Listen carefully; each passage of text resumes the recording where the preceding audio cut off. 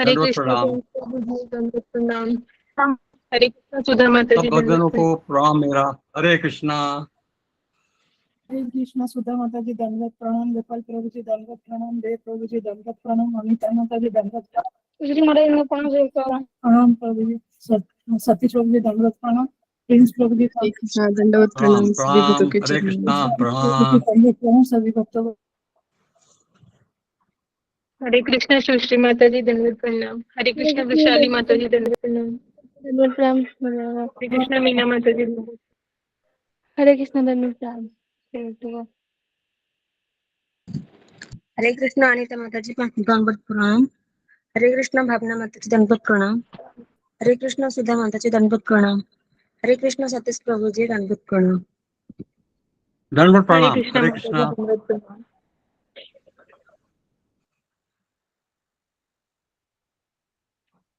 हरे कृष्णा सही भक्तों को दंडवत प्रणाम। दंडवत प्रणाम माता जी। दंडवत हरे कृष्ण प्रणाम। हरे माता जी कृष्णा। दंडवत प्रणाम।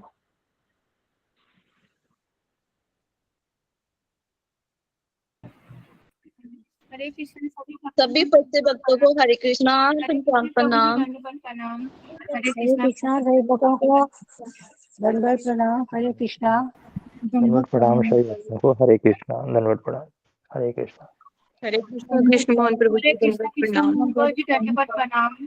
हरे कृष्णा मोहन प्रभु जी दंडवत प्रणाम। काली दंडवत माता प्रणाम। जी कामनी माता जी दंडवत प्रणाम।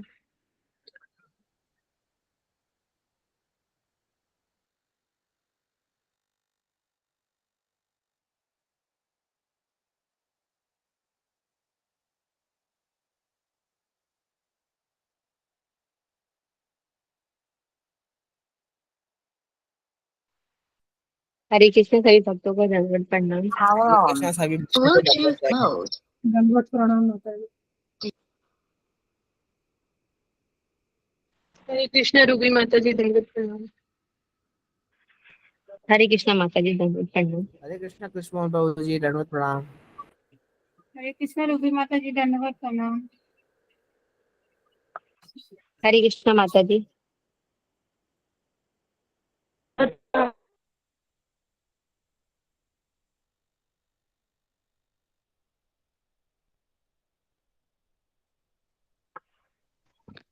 हरे कृष्णा सही भक्तों को दंडवत प्रणाम। हरे कृष्णा माता जी। हरे कृष्णा प्रभु जी दंडवत प्रणाम। दंडवत हरे प्रणाम। कृष्णा हरे माता कृष्णा माता सभी जी को भक्तों को। दंडवत प्रणाम। हाँ, दंडवत। हरे कृष्णा प्रतिभा माता जी दंडवत प्रणाम। दंडवत प्रणाम।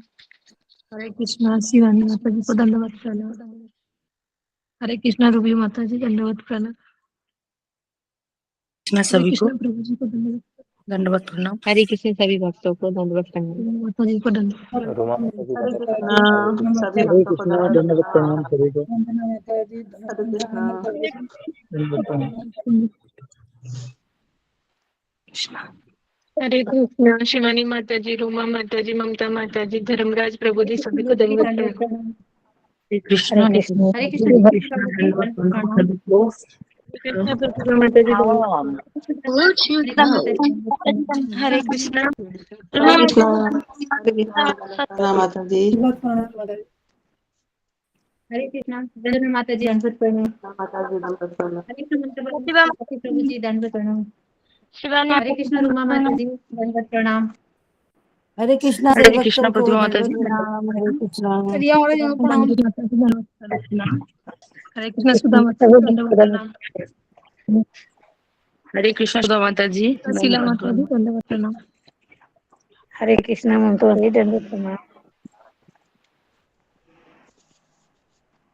हरे कृष्णा प्रतिभा माता जी दंडवत प्रणाम। हरे कृष्णा प्रतिभा माता जी दंडवत प्रणाम। हरे कृष्णा रुमा माता जी शीला माता जी दंडवत प्रणाम। हरे हरे कृष्णा कृष्णा ममता माता जी ऋतुपर्णा माता जी दंडवत दंडवत प्रणाम। प्रणाम। हरे कृष्ण हरे कृष्णा ऋतुपर्णा ज्योति माता माता जी दंडवत हरे प्रणाम। कृष्ण माता जी दंडवत प्रणाम। हरे कृष्ण हरे कृष्ण।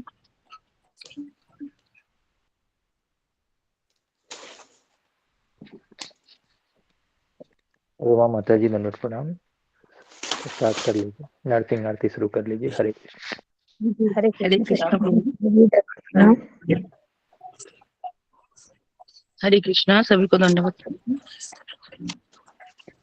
नमस्ते नरसिंहाय नमस्ते नरसिंहाय प्रहलाद लाद दाहिने प्रहलाद लाद दाहिने हिरण्यकशिपुर्वक्षः हिरण्यकशिपुर्वक्षः शीलटंका नखालाहे शीलटंका नखालाहे तो नरसिंहा पर तो नरसिंहा तो नरसिंहा पर तो नरसिंहा यतो यतो यामि ततो नरसिंहा यतो यतो यामि ततो नरसिंहा बाहिर नरसिंहा हृदये नरसिंहा बाहिर नरसिंहा हृदये नरसिंहा नरसिंहमदिं शरणं प्रपदे नरसिंहमदिं शरणं प्रपदे तब कर कमल बरे नखा अद्भुत श्रृंगार दालिता हिरण्यकशिपु धनुश्रृंगार सबदीता नर हरि रूपा जय जगदीश हरे जय जगदीश हरे जय जगदीश हरे नर हरि रूपा जय जगदीश हरे जय जगदीश हरे जय जगदीश हरे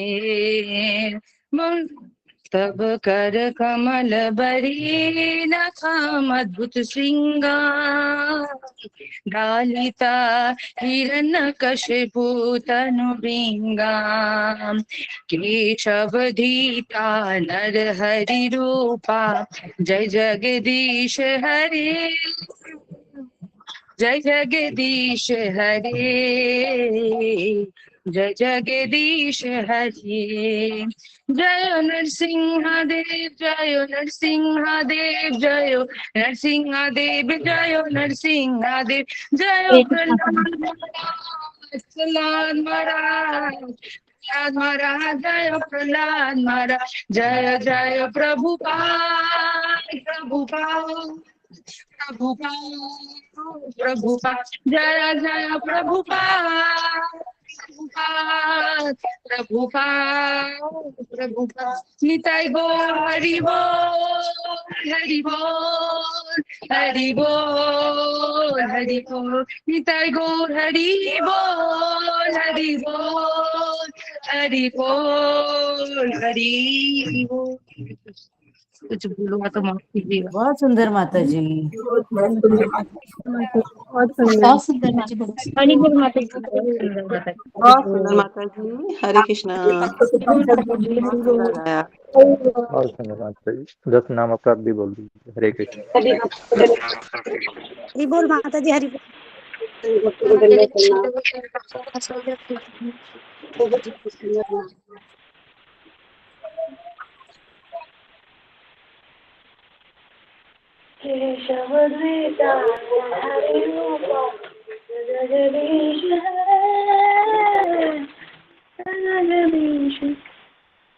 हरे कृष्णा सभी भक्तों को दंडवत प्रणाम। हरे कृष्णा स्तु माता जी दंडवत प्रणाम हरे कृष्णा माता जी दंडवत हरे कृष्णा माता जी दंडवत प्रणाम हरे कृष्णा और रूमा मदद नाम हरे कृष्णा अपराध भी लीजिए। हरे कृष्णा माता दंडवत प्रणाम हरे कृष्णा माता दंडवत प्रणाम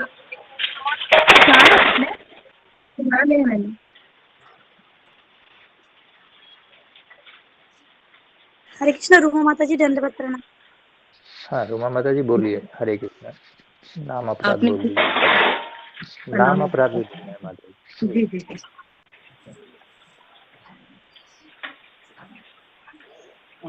उन भक्तों नंबर 1 उन भक्तों की निंदा करना जिन्होंने प्रचार के लिए अपना जीवन समर्पित कर दिया है प्रभु का पवित्र नाम में। नंबर 2, भगवान शिव या भगवान ब्रह्मा जैसे देवताओं को नामों को भगवान विष्णु के नाम के बराबर या उसके अलग मानना। नंबर 3, आध्यात्मिक गुरु की आज्ञा उल्लंघन करना। नंबर 4, वैदिक संस्करण के अनुसारण में वैदिक शास्त्रों या निंदा करना। नंबर 5, हरे कृष्ण के जप की महिमा को एक कल्पना मानना। नंबर 6, भगवान के पवित्र नाम की कुछ व्याख्या करने के लिए 7, पवित्र नाम के पल भर पाप कर्म करना। नंबर 8, हरे कृष्ण के जप के उन शुभ कर्मों में से एक मानना जैसे वेदों में फलदायी गतिविधियों के रूप में प्रस्तुत किए गए हैं। नंबर 9, एक साधनहीन व्यक्ति को पवित्र नाम की महिमा के बारे में निर्देश देना। पवित्र नाम के जप में पूर्ण विश्वास ना रखना, कुछ आवाज आ रहा है, ना रखना, और इस मामले पर इतने सारे निर्दोषों के समझने के बाद भी भौतिक आसक्तियों को बनाए रखना, जब करने समय असावधानियों बनाए रखना भी एक अपराध है। वैष्णव होने का दावा करने वाले प्रत्येक भक्तों को वंचित सफलता शीघ्र प्राप्त करने के लिए इन अपराधों से बचना चाहिए। हरे कृष्ण। हरि बोल माता जी। हरि बोल माता जी, बहुत सुंदर माता जी, बहुत सुंदर। हरि बोल माता जी। हरि बोल माता जी।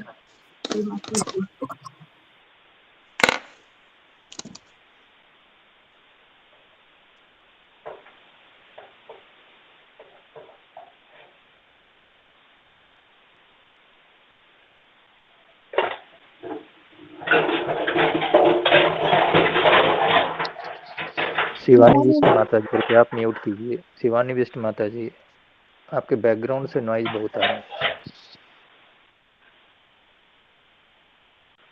सॉरी प्रभु जी।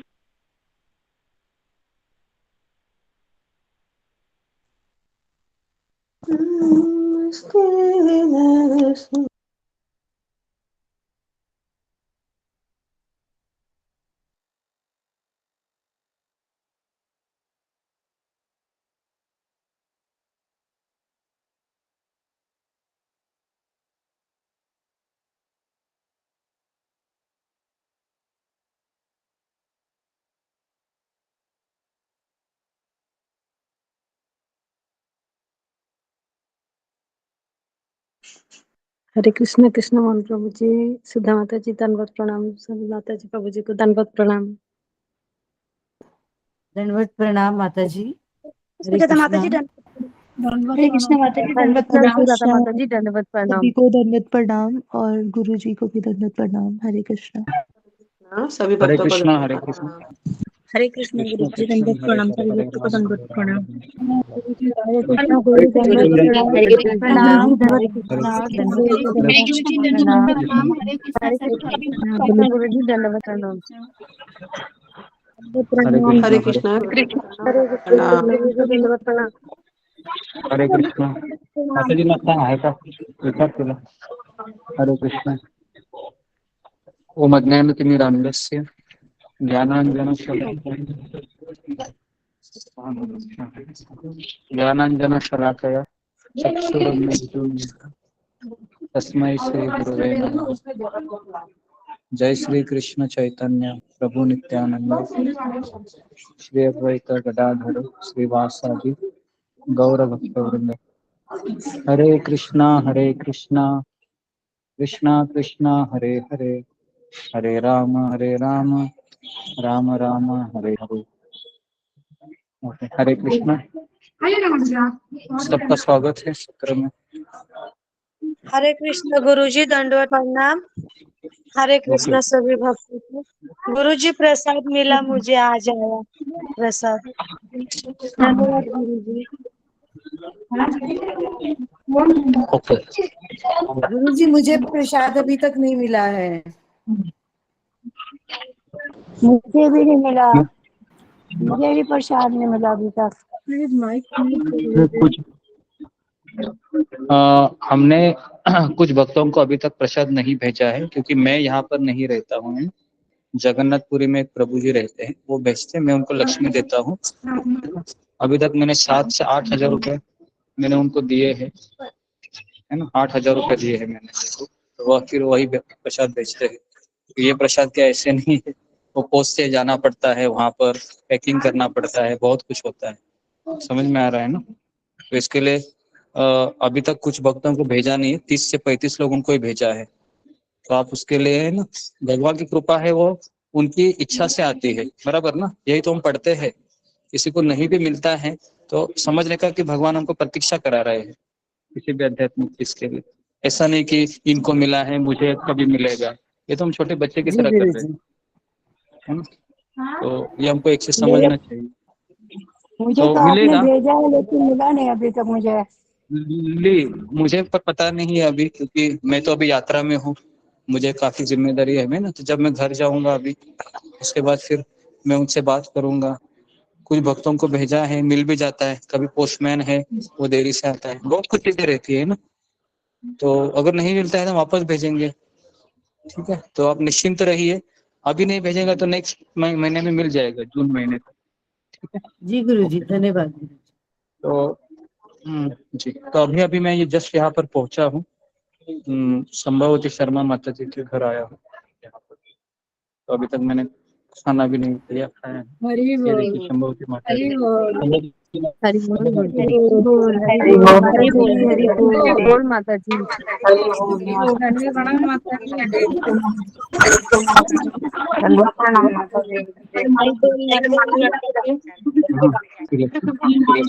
हरे कृष्ण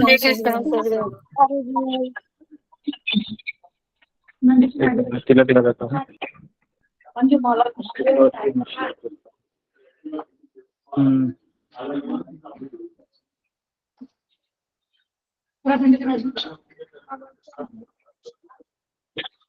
धन्यवाद।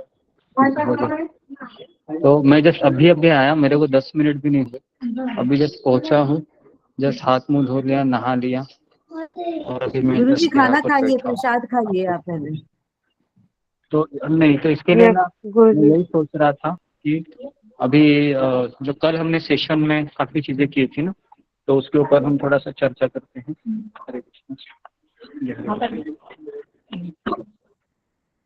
गुरुजी आप थोड़ा खाना खा लीजिए, कल के बाद ले लीजिए, उसके बाद कर सकते गुरुजी पहले प्रसाद ले लीजिए, आप प्रसाद ले लीजिए। पास लीजिएगा, पहले प्रसाद ले बोल, लीजिए। हरि बोल। दंडोत प्रणाम, सर्व भक्तों को दंडोत प्रणाम। ठीक है, हरे कृष्ण। तो जी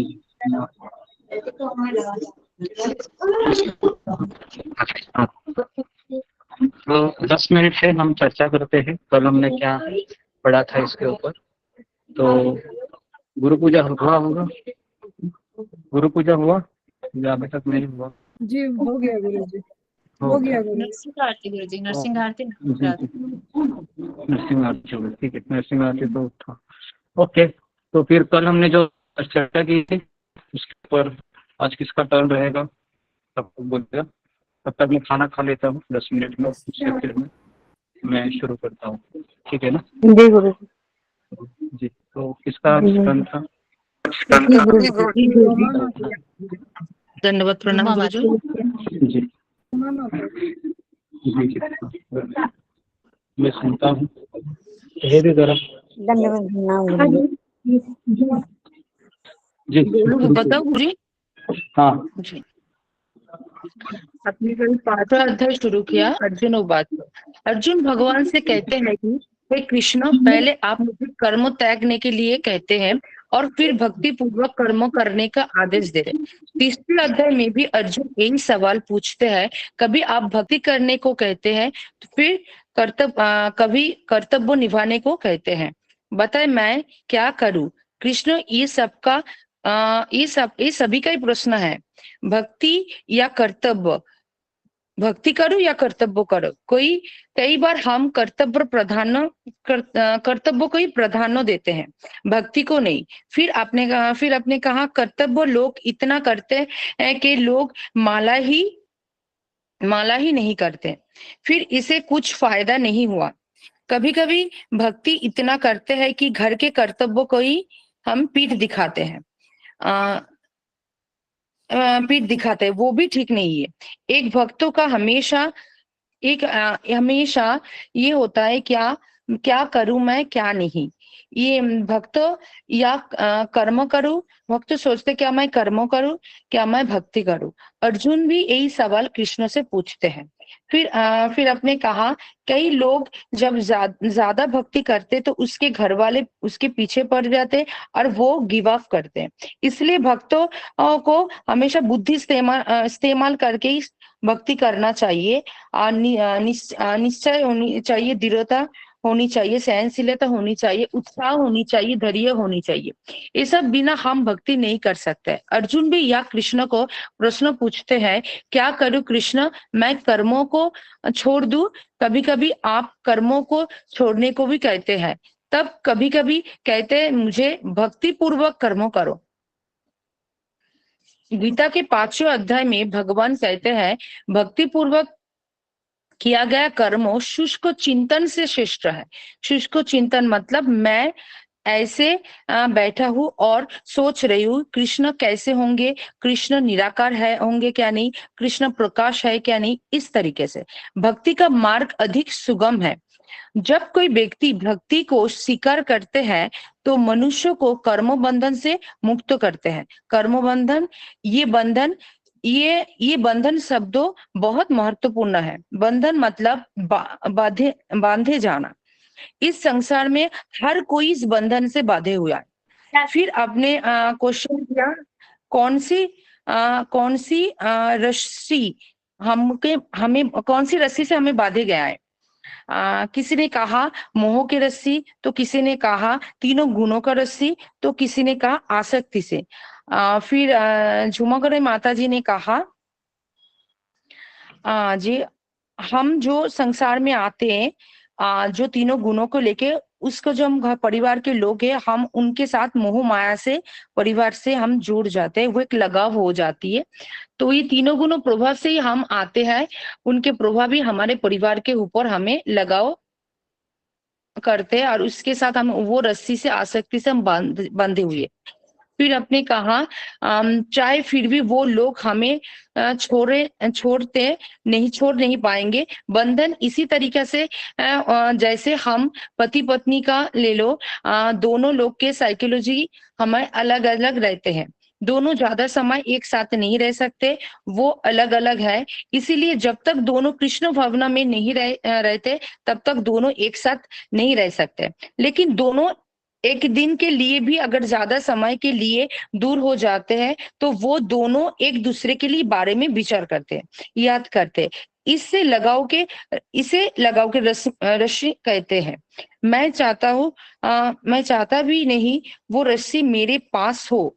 अगर मैं इसको छोड़ता भी हूँ तो भी मैं मजबूर होता हूँ कि मैं वापस पकड़ लूंगी। हम सभी लोग बस भावनाओं से बंधे हुए हैं। इस बंधन से मुक्त होना तभी पॉसिबल है जब हम आध्यात्मिक पारमाणिक गुरु के आश्रय में जाते हैं। तब तक ये समझ में नहीं आते क्या मैं बांधा हुआ हूँ। फिर आपने कहा कई लोग कहते हैं कि गीता में लिखा हुआ है कि मेरे हाथ बंधे हुए, तो पर मेरे हाथ तो खुले हुए। तब हम उनको कहते हैं भाई ये रस्सी जो है ये दिखाई नहीं देते। सबसे ज्यादा आसक्ति परिवार में रहते हैं, वही से कष्ट मिलते हैं पर छोड़ना की इच्छा नहीं होती। लोग कहते हैं छोड़ के मैं क्या करूं, मेरा जीना मरना यही लिखा हुआ है। फिर आपने कहा हमें रहना है वहीं पर हमको भगवान से कनेक्ट होना चाहिए। वह भगवान के बारे में, भगवान के साथ, भगवान के चिंतन में हमें परिवार के साथ रहते हुए भगवान को शरण में जाना चाहिए। पारिवारिक मुश्किलों में अच्छे लोग घायल होकर क्लास पारिवारिक मुश्किलों में अच्छे अच्छे लोग घायल होकर क्लास में आना भगवान से दूर होना चाहता है, क्योंकि प्रेशर ज्यादा हो गया। प्रेशर ज्यादा होने से कृष्ण के शरण लेना चाहिए, पर ऐसे नहीं होता है। हम क्या होता है, इस प्रॉब्लम से हम खुद दूर हो जाता है, जो नहीं करना चाहिए। प्रॉब्लम होने से हमें ज्यादा सत्संग करना चाहिए, ज्यादा माला करनी चाहिए, भक्तों के संग रहना चाहिए। इस तरह से बंधन कहते हैं कि ये बंधन कर्मो बंधन से भी मुक्ति कराता है, क्योंकि संसार में समस्या हमें तभी होते हैं जब हम अपने आप को शरीर मानते, नियंत्रक समझते हैं। हमें सोचना चाहिए कि ये क्या नियंत्रक मैं, इसका नियंत्रक कोई और है, मैं नहीं हूं। मैं भले ही किसी का माता हूँ, पिता हूँ, बट मैं एक इसका माध्यम हूँ। नियंत्रक अल्टीमेटली करने वाला भगवान है। मैं अपना बेस्ट दूंगी, लेकिन मुझे ये समझना चाहिए, मुझे हाथों में माला भी लेना है और मुझे आध्यात्मिक विषय के बारे में चिंतन करना है। इसको कहते हैं फुल मैच्योरिटी। हरे कृष्णा गुरुजी, माफी चाहूंगी अगर भूल हुआ तो, मैं यहाँ तक ही लिखा। हरि बोल। हरि बोल माता जी, बहुत अच्छा बताया। हरि बोल माता जी, बहुत अच्छा लगा। अच्छा बताया। माता जी हरि बोल माता जी, बहुत हरे कृष्णा। सही बोल दंडवत प्रणाम। हरे कृष्णा। अभी जो गुरुजी है वो कहाँ पे पहुंचे हैं? दिल्ली पहुंचे हैं या देहरादून पहुंचे हैं? दंडवत प्रणाम। सही भक्तों को दंडवत प्रणाम। गुरुजी खा रहे हैं। मैं प्रतिभा माता जी आप ही से पूछ रही हूँ। जी जी, नहीं दे दो सारा। ओके, तो कृष्ण मोहन प्रभु, मैं चाहता हूँ कि आप भी इस पे प्रकाश डालिए, है ना, थोड़ा सा 5 मिनट। ओके, तो हमने कल चर्चा की थी, जो कोई चीज अगर छूट गई होगी तो। कृष्ण मोहन प्रभु आए हैं।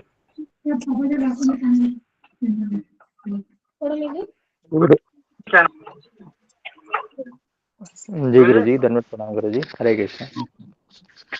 हरे कृष्ण। सभी भक्तों को धन्यवाद प्रणाम। हरे कृष्ण। गुरु जी दंडवत प्रणाम, भक्तों को दंडवत प्रणाम। गुरु जी दंडवत प्रणाम। हरे कृष्णा। सभी भक्तों को दंडवत प्रणाम। जी दंडवत प्रणाम। दंडवत प्रणाम। मुझे भी कुछ कहना था गुरु जी, मुझे अपने कोई विचार प्रकट करने थे। बोलिए सतीश प्रभु जी, बोलिए बोलिए। अच्छा, मैं ये कहना चाहता था, कल काफी चर्चा हुई थी कि हम मार्ग पे चलते हुए हैं लेकिन पहुंच नहीं पाते।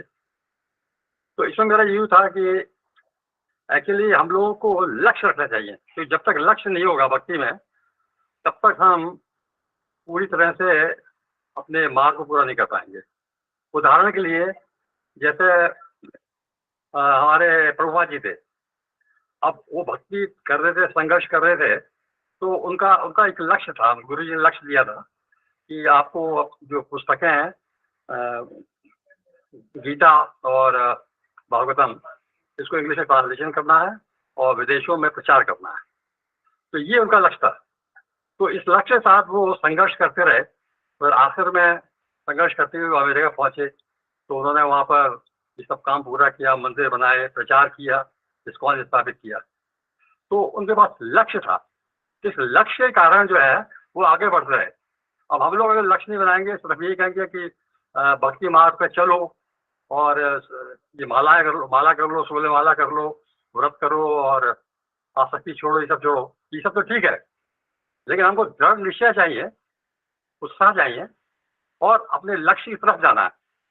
तो जब इस विचार के साथ, दृढ़ता के साथ, उत्साह के साथ हम अपने लक्ष्य की तरफ चलेंगे, तब हम अपने लक्ष्य को प्राप्त कर पाएंगे, तब हम भक्ति में आगे चल पाएंगे, अग्रसर हो पाएंगे। नहीं तो फिर ऐसे ही होगा कि बीच में छूट जाती है, जो लक्ष्य नहीं है।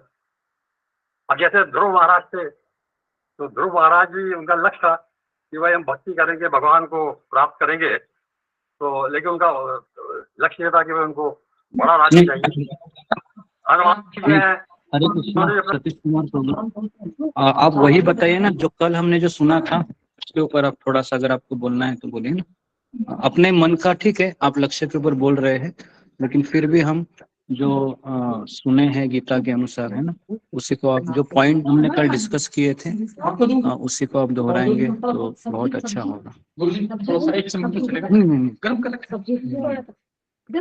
ठीक है, ठीक है, बस बस बस, ठीक है। कृष्ण मंत्र को आप बोलिए, है ना, अगर आपने कुछ नोट किया होगा तो बस। जी जी ओके, जी, धन्यवाद धन्यवाद सतीश प्रभु जी।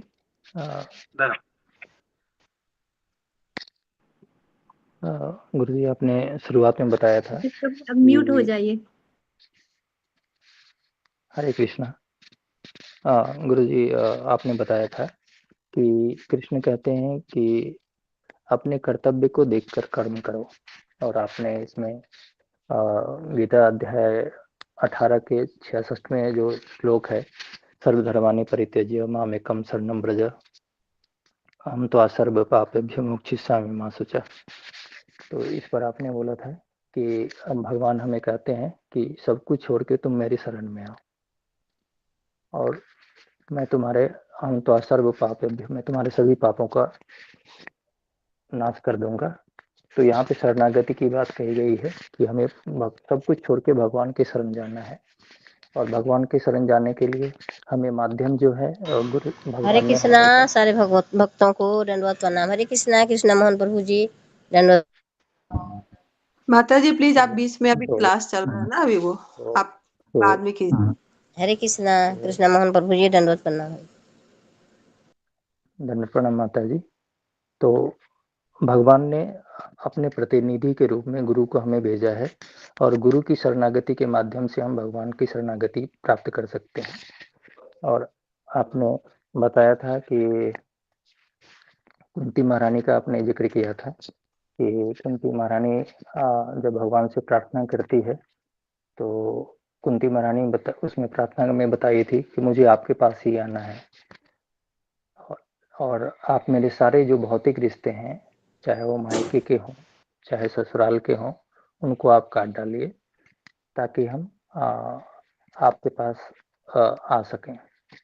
फिर आपने उसके आगे जिक्र करते हुए आपने रामेश्वर प्रभु जी का बताया था कि सन 1990 से वो उसमें अपने गुरु श्री नव योगेंद्र महाराज जी को उन्होंने 100 रुपीज के स्टाम्प पेपर पे लिखकर अपना सब कुछ अर्पण कर दिया था। तो इस शुरुआत में आपने इसका जिक्र किया था, और बाकी तो माता जी ने भी बता ही दिया, रुमा माता जी ने कवर किया था। कुछ पॉइंट जो है जो उसके बाद जो मैं जो अनकवर्ड ऐसा मुझे लगा है, तो आप जो आपने इसमें बोला था कि हम भौतिक संसार में क्यों बंधे हुए हैं, तो आपने इसको बताया था, रुमा माता जी ने इसको बहुत अच्छी तरह से बताया कि हम रोप ऑफ अफेक्शन से बंधे हुए हैं। और रुमा माता जी ने बिल्कुल सही बताया कि जब तक हम पति पत्नी कृष्ण भावना में नहीं रहते हैं तब तक हम इस बंधन से मुक्त नहीं हो सकते हैं। और जो हमारा ये बंधन है, इस बंधन के लिए हमें गुरु का आश्रय लेना जरूरी है। एक आध्यात्मिक गुरु ही हमें इस रस्सी के विषय में बताते हैं, और मुक्ति के मार्ग भी वही बताते हैं। वो हमें बताते हैं कि इसे मुझे छोड़ना भी नहीं है और इससे बंध के भी नहीं रहना चाहिए। तो इसके लिए हमें आध्यात्मिक गुरु ही हमें इसका रास्ता बताएंगे। हमारी समस्या तब होती है कि जब हम अपने आप को नियंत्रक समझने लगते हैं, और हमें अपने आप को नियंत्रक नहीं समझना है। नियंत्रक ऑलरेडी रुमा माता जी ने बताया है कि वो भगवान श्री कृष्ण ही है। हमें अपना केवल कर्तव्य करते रहना है, अपने दायित्व को निभाते रहना है, और हमें इसका ध्यान रखना है कि हमारा कर्तव्य है कि हमें अपना जो रूटीन काम है, सुबह उठना, माला जाप करना, जो हमारे जो 16 माला जो भी हम टारगेट लेकर रखते हैं, मिनिमम उतना करना चाहिए। फिर इसके बाद जो प्रश्न आया था कि इतनी भगवत गीता सुनते हैं, हम गीता पढ़ते हैं, भागवत सुनते हैं, उसके बाद भी हम ये जो बंधन से हम निकल नहीं पाते हैं इसके कारण। तो जब तक हम ठीक है, जी जी जी जी धन्यवाद। मैं शुरू करता हूँ अभी। मेरा खाना भी हो गया। हरे कृष्णा गुरुजी, मेरा एक बस क्वेश्चन है। गुरुजी मेरा हरे एक कृष्णा क्वेश्चन है। गुरुजी, दंडवत प्रणाम। हरे कृष्णा। गुरुजी मेरा एक जी, क्वेश्चन और है।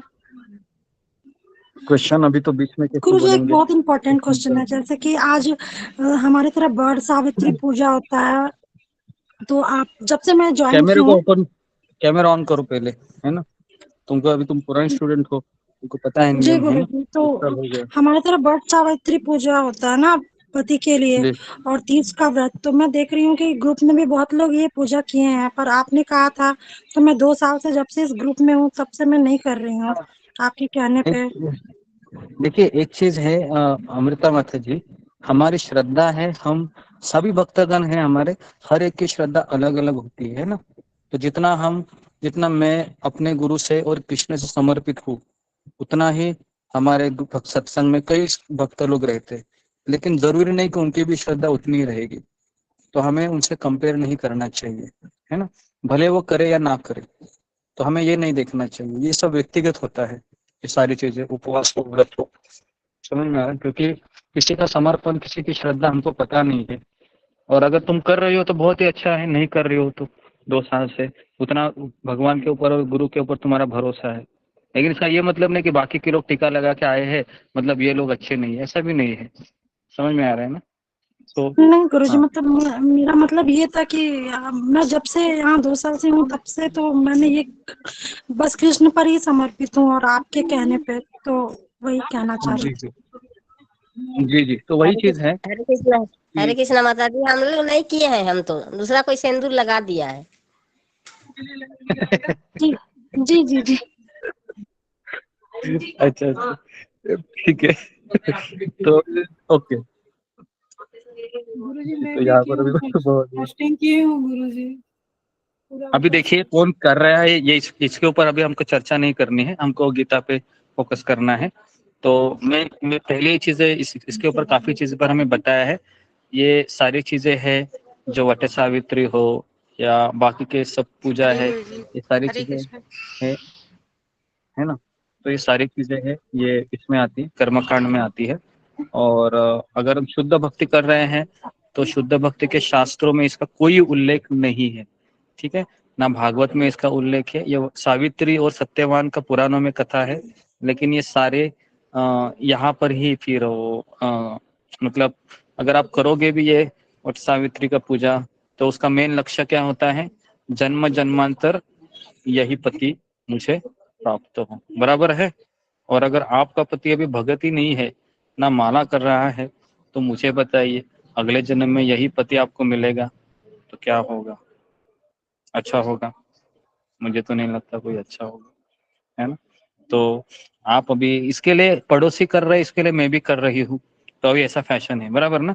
पड़ोसी ने नया साड़ी पहन के पूरा श्रृंगार करके आए हैं, उनको देखकर मैं भी एजिटेट हो गई, बाप रे सब लोग एकदम अच्छे अच्छे करके जा रहे हैं, और मैं यहाँ पर क्या हरे कृष्णा माला करके, है ना, अकेले कमरे में बैठी हूँ। समझ में आ रहा है ना? तो ये सब चीजें होती है। तो इसके लिए एक चीज हमको समझना है कि हम अलग है, वो अलग है। हम तो गुरु परंपरा से जुड़े हैं, कृष्ण से है, तो इसलिए इन चीजों पे हम, अगर आप करते भी हैं इसलिए करते हैं ताकि मेरी सास मेरे ऊपर गुस्सा ना हो, है ना, और मेरा भक्ति भी अच्छा से बना रहे, तो कीजिए, कुछ प्रॉब्लम नहीं है, अंदर कृष्ण को पूजिए, है ना? तो इसको बैलेंस रखना बहुत जरूरी है। तो ये हमारा विषय नहीं है आज का, जस्ट मैंने इसलिए बताया, फिंगर रेज किया। करते हैं तो अच्छे हैं, कई कई भक्त लोग नहीं करते। मैंने किसी भी भक्त को देखा नहीं इस्कॉन मंदिर में जो दीक्षित भक्त है, माला करती है, प्रभुपाद से जुड़ी है, और वो वट सावित्री और ये सब करते हैं, क्योंकि हमारे इसमें नहीं आता है ये सब चीजें। गुरु जी लेकिन अगर पारिवारिक दबाव है तो करना पड़ता है ना, पारिवारिक तो दबाव रहता है तो परिवार के लिए करना पड़ता है मैंने ना, बताया उस चीज करनी के होता है। ऊपर कि कोई करता है प्रेशर के है तो कीजिए बोला, और हृदय में भगवान को पूछते रहिए, ठीक है? ओके, तो अभी हम आगे बढ़ते हैं। जो कल हमने उसके ऊपर चर्चा की थी कि हम भगवत गीता के सत्र रोज सुनते हैं, रोज माला करते हैं, लेकिन क्या ऐसा होता है कि हमारी प्रगति नहीं होती है, ठीक है? तो इसके ऊपर कल हमने काफी चर्चा भी की थी, आप सभी ने अपनी राय दी थी, हमने उसको फिर फिल्टर करके कुछ पॉइंट हमने बताए थे, रोमा साहा माता जी ने कुछ पॉइंट बताए, कल पूजा डिमरी माता जी ने कुछ पॉइंट बताए थे, बराबर है। तो इसके ऊपर हमने कल चर्चा की थी, ठीक है। हाँ, तो एक छठा पॉइंट है जो और भी मैं सोच रहा था कि छठा पॉइंट ये होता है कि हम अभक्तों की संगति भी करते हैं और इसलिए भी वह जो दृढ़ निश्चय नहीं हो पाता है कि मैं भक्ति से हमेशा के लिए जुड़ा रहूं या जुड़ी रहूं। तो ये छठा पॉइंट लिखिए कि हम अभक्तों की संगति में भी दिलचस्पी या रुचि लेती है। ये छठा पॉइंट था कल का, हम एक्सटेंड कर रहे हैं। कल हमने 5 पॉइंट देखे थे, कौन मुझे बताएगा पहले 5 पॉइंट कौन से हैं जी? तो अगर किसी ने लिखा होगा तो ठीक है, ओके। ममता पाल माता जी, हाँ लिख बोलिए, 5 पॉइंट बोलिए कल के, फिर हम छठा पॉइंट उसको एक्सटेंड कीजिए। उसने का पहला पॉइंट था जो ऋतुपर्णा माता जी ने बताया। आवाज नहीं आ रहा है मैडम, अभी आ रहा है गुरुजी? हरे कृष्ण। आवाज नहीं आ रहा है ममता पाल माता जी आपका। सबको आ रहा है, मुझे ही नहीं आ रहा है। म्यूट नहीं आ रहा है। ठीक है, जल्दी जल्दी बोलिए, ठीक है। फिर ममता कुमारी बोलो। हरे कृष्ण गुरु जी, दंडवत प्रणाम। सभी भक्तों को पंचांग प्रणाम। गुरु जी, आपने कल 5 पॉइंट ये था। पहले तो विशाल प्रभु जी ने बताए थे कि भगवत गीता सुनने के बाद भी हमारे जीवन में क्यों नहीं उतार पाते हैं। तो पहला था कि हमारे यहाँ अनर्थ नहीं गए हैं, क्योंकि केवल 5 पॉइंट बताओ, केवल एक्सप्लेन मत करो, एक एक पॉइंट बताओ। जी, अनर्थ नहीं गए हैं। दूसरा है हमारी माया परीक्षा लेती है, और उसके बाद है भौतिक इच्छा हमारी रहती है, और उसके बाद है भगवत गीता का ज्ञान हम सुनते भी हैं लेकिन उसके ऊपर हम विचार नहीं करते हैं, हम अमल नहीं कर पाते हैं, और हमारी सेवा भी नहीं है गुरु जी। हम केवल कृष्ण को एंजॉय करते हैं लेकिन कृष्ण की प्रसन्नता के लिए ऐसा नहीं करते हैं। और 6 कमजोरियां भी बताए थी, काम क्रोध लोभ मोह मद मत्सर, ये भी था।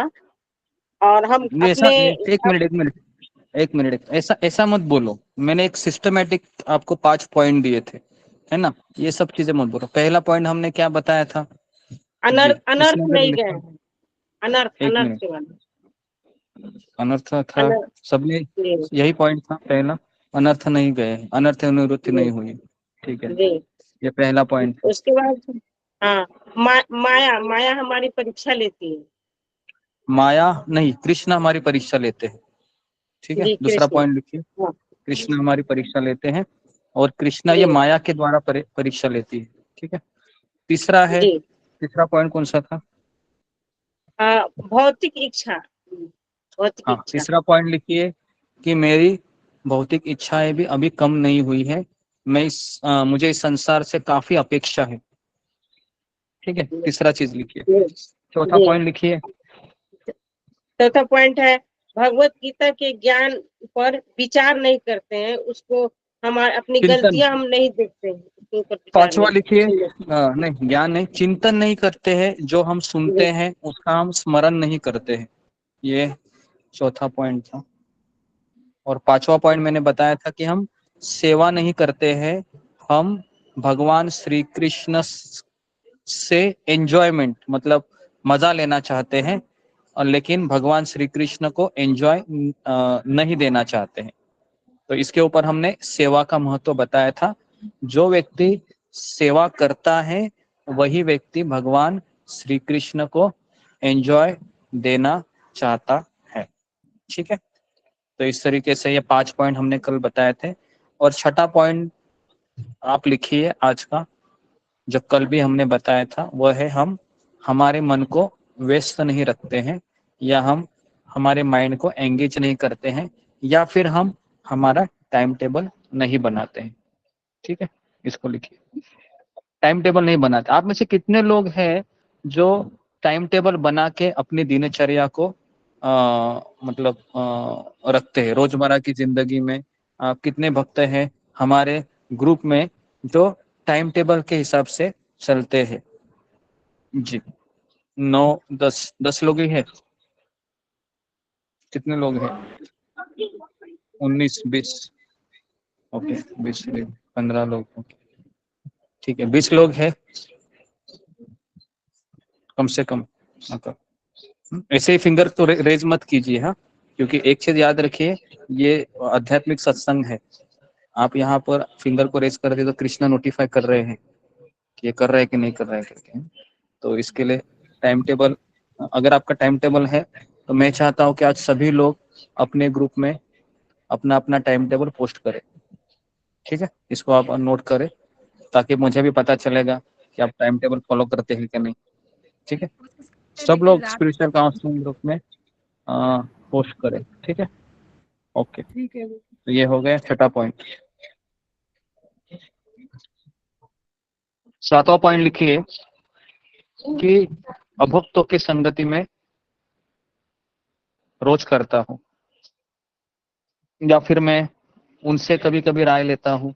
आप में से कितने लोग हैं जो अभक्तों से राय लेते हैं कि मुझे किस तरह से जीना चाहिए, या जब परेशान होते हैं तो आप उनके पास जाते हैं, बताइए कोई सॉल्यूशन बताइए। ऐसा कोई है जो ऐसा लगता है कि नहीं, मुझे आध्यात्मिक से भी ज़्यादा प्रैक्टिकल रहना चाहिए, और मैं थोड़ा सा बाहर के लोगों से, पड़ोसी से भी पूछता हूँ या पूछती हूँ कि क्या होना चाहिए। ऐसा कोई है तो बहुत खतरनाक है इस चीज़ को, ऐसा नहीं होना चाहिए एक्चुअली, है ना। तो लेकिन अगर कोई प्रामाणिकता से हैंड रेस करता है तो उससे भी कुछ प्रॉब्लम नहीं है, एटलीस्ट मुझे पता तो चले कि आप ऐसा करते हो। तो फिर थोड़ा सा खतरा हो सकता है, क्योंकि वह राय है वह हमेशा अनुभव के ऊपर आधारित होती है, शास्त्र ज्ञान के ऊपर आधारित नहीं होती। तो ये आप धीरे धीरे बंद कीजिए, है ना। माता पिता की तो सलाह लेनी चाहिए ना, माता पिता भी तो सलाह देते हैं। 1 मिनट, आपको बोलना है तो आप फिंगर को रेज कीजिए, है ना, हमेशा, फिर मैं समझ जाऊंगा। यहाँ पर हम आध्यात्मिक राय की बात कर रहे हैं, ठीक है। कोई भी सॉल्यूशन है, आध्यात्मिक राय इसलिए लेनी चाहिए क्योंकि हमारा भौतिक जीवन भी आध्यात्मिकता के ऊपर आधारित होता है। हमारा रोजमर्रा का जीवन होता है, हम भक्त भी है ना। माता पिता की आज्ञा का पालन तो हमेशा करना ही चाहिए, सास ससुर की आज्ञा का भी पालन करना चाहिए, लेकिन उनकी आज्ञा पालन करने से अगर मेरी भक्ति कम हो रही है तो इसके ऊपर हमें सोचना चाहिए, ठीक है। तो ये हो गया 6वां पॉइंट, हो गया अभक्तों की संगति। उसके बाद 7वां पॉइंट। 7वां, ओके, 7वां पॉइंट हो गया, ठीक है। तो ये 7 पॉइंट हमने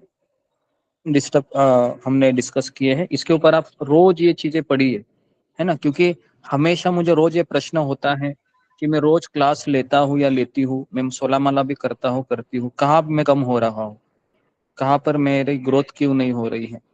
तो ये 7 पॉइंट आपको चिंतन करना है, ठीक है। और इसमें से सबसे बड़ा प्रोमिनेंट, अगर ये 7 चीजें हैं, इसका अगर एक रामबाण सॉल्यूशन चाहिए तो कौन मुझे बताएगा वो क्या होगा। अगर वो करने से 7 चीजें हैं वो डिमिनिश हो सकती है जी। ओके, तो फिंगर को रेज कीजिए। ओके जी, सुषमा गोराई माता जी। पंचांग गुरु, हम सब लोग भक्तों, जब गुरु और भक्त के संग में रहते हैं तो हम एक 7 चीज से हम मुक्त हो सकते हैं। ओके, ठीक है, धन्यवाद सुजाता माता जी।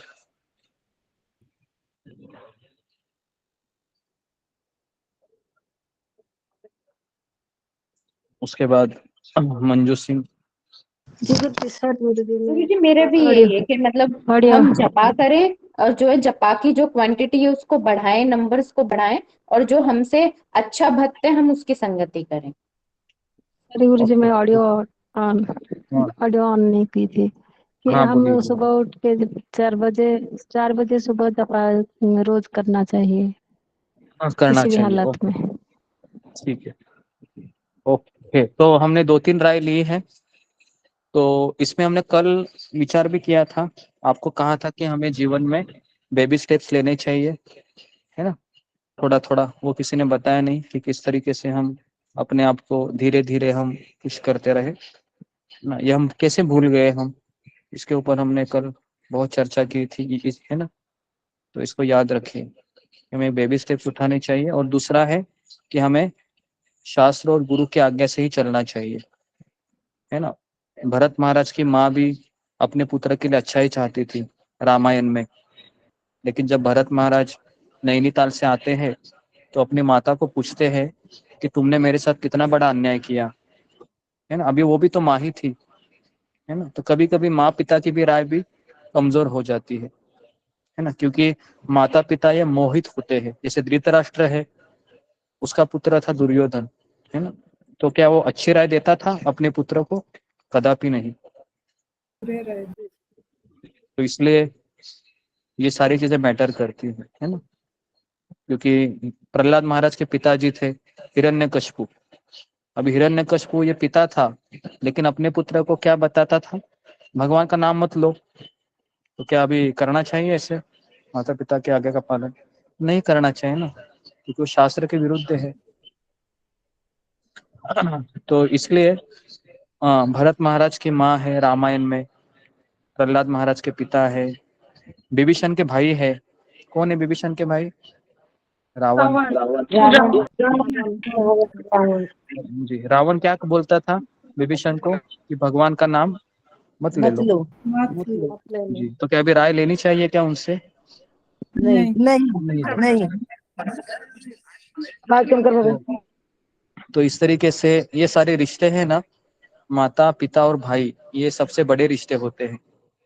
लेकिन अगर ये रिश्ते मुझे भगवान के पास जाने के लिए रोकते हैं, तो परम पूज्य राधानाथ महाराज भी कहते हैं केवल हमको इस आज्ञा का पालन नहीं करना चाहिए कि अगर मेरे पिताजी कहते हैं कि तुम भगवान का नाम मत लो, बस इसी आज्ञा का अपने पालन नहीं कर सकता हूँ पिताजी, लेकिन इसके अलावा हमें सारी आज्ञा का पालन करना चाहिए।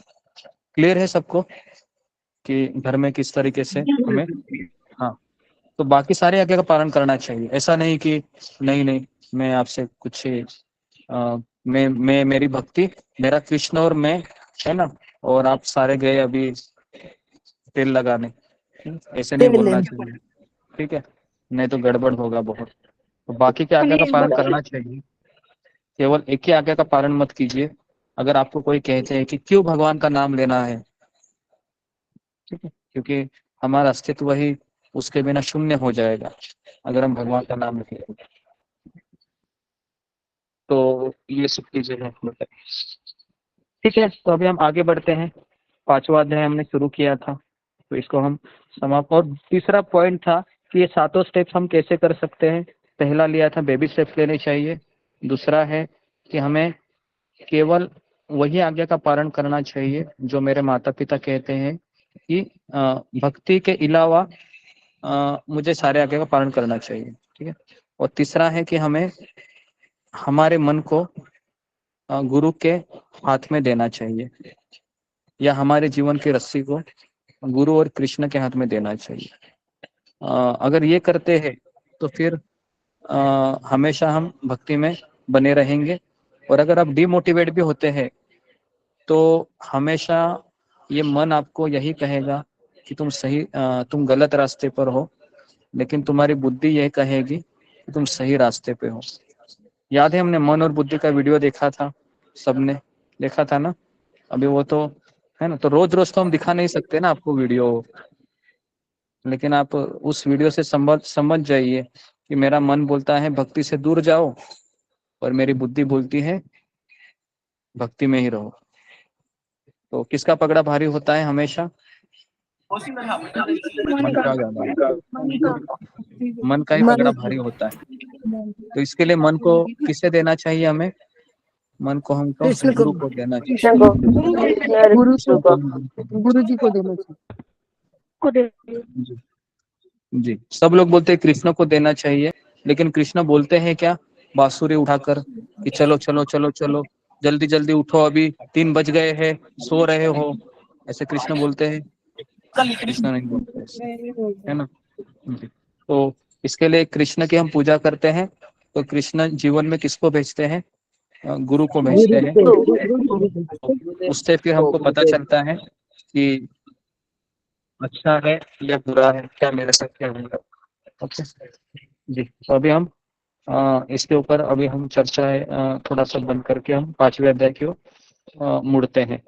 ठीक है, इसके ऊपर अभी तक किसी को डाउट है? अगर किसी को कुछ एक दो प्रश्न है तो हम यहाँ पर ले सकते हैं, है ना? मतलब इसी टॉपिक के ऊपर अगर किसी का एक प्रश्न है तो, नहीं तो हम आगे बढ़ते हैं, क्योंकि इसमें हमने बहुत इंपॉर्टेंट टॉपिक है ये, जो हमने 6-7 चीजें कवर की थी। मैं ये इसलिए बोलता हूँ, कई लोग 6 महीना, 4 महीना, 8 महीना, 10 महीना आते हैं और फिर वो चले जाते हैं, हालांकि वो इतना अच्छा प्रैक्टिस करते हैं भक्ति की, तो कहाँ पर गड़बड़ होता है? जी, अनीता यादव बोलो। हरे कृष्ण गुरु का नाम। गुरुजी, मेरा प्रश्न ये है कि सिर्फ मैं अकेली जुड़ी हुई हूँ, बाकी सब मेरे आसपास भक्तों का संग होता है मुझे। मतलब भक्त मतलब वो है, कोई हनुमान जी की पूजा कर रहा है, कोई माता जी की, लेकिन कृष्ण भक्त कोई नहीं है। तो मेरे चारों तरफ हर समय भक्तों की संगति मुझे मिलती है।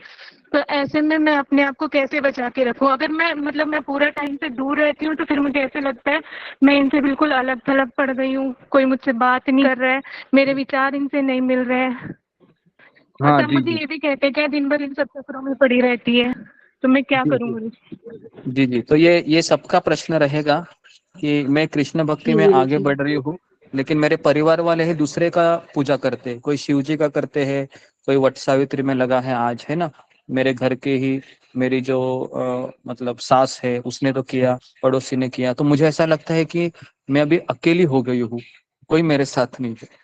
ये सबका प्रॉब्लम है, सबका प्रॉब्लम। जी, क्या क्या करे अभी? किसी को बोले क्या, इसका मुझे उस पार्टी पे जाने दो अभी, ऐसा बोलो है? ऐसा भी नहीं बोल सकते। किसने पे पार्टी छोड़ रही हो आपकी, क्योंकि आप बहुत ही मुझे अकेला कर रहे हो पूरे समाज से, है ना? तो मैं पार्टी बदल रही हूँ। शिव जी के देखो कितनी सारी औरतें बहुत कुछ कर रहे हैं अभी, तो ऐसा करना है क्या? ऐसा भी नहीं करना है। तो क्या करना है फिर? तो केवल भक्ति के अलावा जैसी मेरी माला हो जाती है ना, तो आप नॉर्मल इंसान बन जाओ। मतलब आप उनके पास चले जाओ, उनसे पूछो खाने के लिए आज क्या बनाओगी माँ, या कोई रिश्तेदार रहेंगे, उनसे आप बातें करो। ऐसा मत बोलो कि अभी मैं भक्त बन गया हूँ, तिलक लगा रही हूँ, तो मैं कोई अभी स्पेशल बन गया हूँ, है ना? घर में ऐसा लगता है आपको? कभी कभी लगता होगा, है ना? क्या नहीं? आप भले ही मुंडे घुमा रहे हो, लेकिन अंदर ना छोटा सा हमारे रावण बैठा हुआ है, वो बोलता है कि तुम बहुत स्पेशल हो, अच्छा भक्त बन गए हो, है ना? ये लोग क्या है, मांस खाते हैं, प्याज लहसुन खाते हैं, चाय कॉफी पीते हैं। मैं देखो कितने अच्छे, ये आता ही है। आप भले ही ना बोल रहे हो, लेकिन अंदर ये खिचड़ी पकती रहती है कि मैं तो स्पेशल हूँ करके। आधा होता है ऐसा होता है, स्पेशल हूँ करके ये स्पेशलिटी हमें होती है। तो इसके लिए हमें है ना नॉर्मल इंसान बनना चाहिए। ये नहीं सोचना चाहिए कि अभक्त है। थोड़ा सा बात करो, उतना बात करो जितना कि उनको भी ये लगे कि ये भले ही कृष्ण भक्ति कर रही है, लेकिन ये नॉर्मल इंसान है। समझ में आ रहा है क्या? कई लोगों को लगता है कि ये अभी क्लासेस कर रही है तो ये एबनॉर्मल बनी है, क्योंकि पहले जैसे बात भी नहीं कर रही है ना? एकदम ऐसे अजीब से मुंह करके मेरे पास आती है ना? ऐसा होता है। पहले तो ये बहुत अच्छे थे, अभी क्या हो रहा है करके। तो ये सबके साथ होता है शुरुआत के दिनों में। तो मैं यही बोलूंगा कि आपके माला होने के बाद आप नॉर्मल इंसान हो जाओ। चाहे 2-4 मिनट आप टीवी के सामने भी बैठो, अगर वो मान लो टीवी के सामने बैठे हैं, कोई बात नहीं, 5 मिनट बैठो आप। समझ में आ रहा है? हाँ, थोड़ा सा नॉर्मल इंसान बन जाओ, है ना? या लेकिन साथ में ये भी समझना है कि मैं क्यों कर रही हूँ। बात करते हैं आस पड़ोस क्या होती है, आवाज नहीं आ रही है। बात करें फिर उन्हें छोड़ के निकलने के लिए आवाज ब्रेक होता है।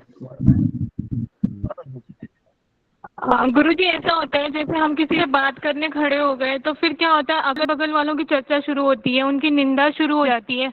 ऐसे में उनके साथ बोले तो फिर हम निंदा करेंगे, और अगर नहीं बोले तो उन्हें लगता है कि इसे घमंड हो रहा है, ये हमसे बात ही नहीं करना चाहती। जी जी जी। तो अभी क्या करे तो क्या करे, क्योंकि हम दूसरे नहीं बोल सकते हैं, तो आप ताने सहन करने की शक्ति रखनी पड़ेगी। अपने अपने लिए अगर कोई ताने मारते तो सहन करना होगा। मोस्टली अपने लिए ताने मारते लोग, कृष्ण के लिए ताने नहीं मारते हैं, है ना। तो फिर अगर बोलेगे अभी ये देखो आ गई माला करते हुए, है ना, अभी थोड़ा देर बैठेगी चली जाएगी, ऐसे भी बोलेंगे वो, है ना, बराबर है। थोड़ा समय के लिए बैठेगी चली जाएगी, इसको तो बस केवल कृष्ण से मतलब है, केवल ये लगता है कि कृष्ण की गोपी बनना चाहती है। पता नहीं इसने क्यों हमारे घराने में जन्म लिया, है ना। बाद में ऐसे ऐसे कमेंट भी सुनने पड़ते हैं, सुनने पड़ते हैं ऐसे। हाँ क्या, ये रियलिटी बोल रहा हूँ, थोड़े समय के बाद ऐसे कमेंट सुनने पड़ते हैं। तो फिर क्या करे फिर, है ना। तो फिर इसका आदत लगाना चाहिए। तो एक दिन क्या होगा ना, अगर आप ये सहन करते करते, ये यही लोग आपको बोलेंगे कि पहले कैसी थी, इतना बोलने के बाद ये तुरंत गुस्सा होती थी, अभी देखो हम इसको इतना बोलते हैं फिर भी नॉर्मल नॉर्मल रहती है ये। सही में इसके पास इसके इसके जीवन में कुछ एडवांसमेंट हो रहा है। समझ में आ रहा है ना, यही लोग बोलेंगे, लेकिन इसके लिए समय लगेगा। आप चाहते हो कि अभी हो, तो ऐसा नहीं होगा। समझ में आ रहा है ना। तो ये सब करना ही पड़ेगा। और हमारे ग्रुप में से कई लोग करते भी हैं, इससे भी बड़े बड़े माता जी लोग हैं जिनके घर में बहुत समस्या है, फिर भी वो करते हैं, क्योंकि क्या करे, और कोई दूसरा उपाय नहीं है, और कोई दूसरा उपाय नहीं है। और मुझे बताइए, अगर आप कृष्ण को छोड़ देते हैं और घर वालों के जैसे वो जैसा बोलते हैं वैसे सुनते हैं, तो भी क्या वो खुश रहेंगे हमसे? बताइए बताइए, क्या नहीं, कभी नहीं, तो भी नहीं रहेंगे। नहीं गुरुजी।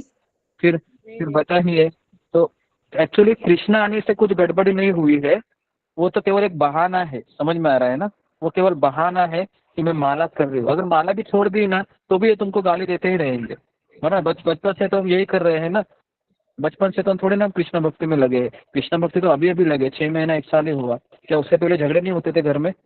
बताइए, होते थे घर में झगड़े। उसके लिए ये कारण नहीं है, एक्चुअली कारण कुछ अलग है। कृष्ण को वो बहाना बना रहे बस, ठीक है। तो इस तरीके से हमें सोचना चाहिए कि कृष्ण आने से नहीं हुआ है ये इस संसार का नियम है कि कोई व्यक्ति परिवार में ज्यादा खुश रहता है ना, तो उसको लगता है कि मैं इतना दुखी हूँ और ये बहुत आनंद में है, थोड़ा सा जेलसी हो जाता है ना। ऐसा भी होता है कि मैं इतना पीड़ित हूँ, है ना, मेरा कुछ अच्छा नहीं चल रहा है, ना जॉब अच्छा चल रहा है, ना घर का काम है, और ये देखो माला कर रही है, गा रही है, नाच रही है, झूम रही है। तो इस तरीके से लोग सोचते हैं। ठीक है, तो अभी हम आगे बढ़ते हैं जी। हाँ जी, तो ओके, तो ये कुछ प्रैक्टिकल चीजें मैंने बताई आपको, जो आज की खास करके ये चीजें मैंने बताई आपको, जो अभी अनीता यादव माता जी ने सवाल पूछा था, तो इसके उत्तर में ये भी चीजें।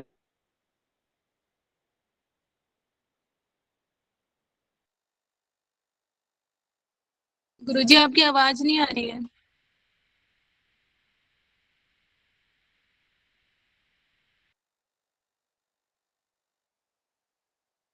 हरे कृष्णा, गुरुजी की आवाज आ रही है क्या? नहीं हरे नहीं आ रही है। नहीं आ रही नहीं आ रही अब आ रही है। नहीं आ रही प्लीज माइक म्यूट कीजिए। माइक नहीं है आ वो रही है। स्विच ऑफ हो गया, तो मैंने जी, तो मैंने संभवती माता जी का भी मोबाइल लिया है, तो मैं उनके लॉगिन से मैं बोल रहा हूँ, ठीक है जी। अभी से आ रही है जी, तो सब लोग माइक को बंद कीजिए। ओके, तो ये सब चीजें जो आज, ठीक है, मैं श्लोका नहीं लेता हूँ, मैं इसको और एक्सटेंड करता हूँ कि घर के ओपिनियन कैसे होते हैं। और तीसरा चीज होता है कि मान लो मैं भक्ति में कर रही हूँ, तो कुछ समय के बाद ऐसे होता है ना कि वो लोग समझ जाते हैं कि ये अभी सुधरेगा नहीं और ये अभी सुधरेगी नहीं।